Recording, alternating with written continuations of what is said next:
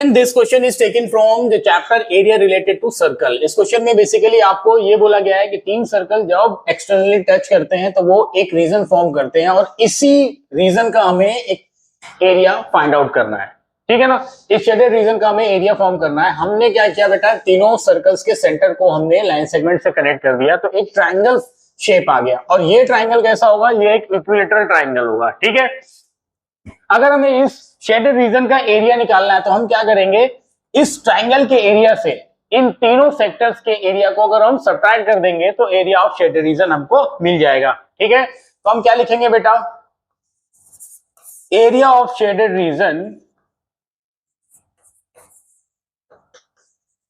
Is equal to area of triangle minus 3 times area of sector.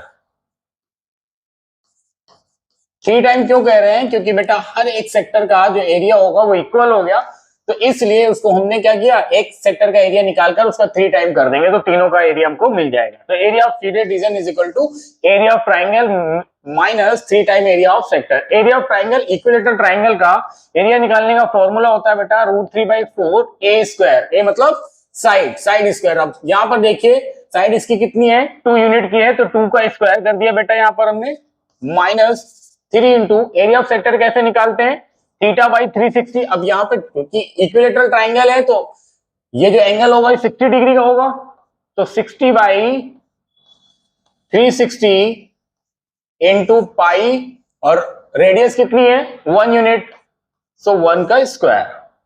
ये कितना हो जाएगा बेटा, ये दोनों कैंसिल हो जाएंगे, यहां पर वैल्यू आ जाएगी √3 माइनस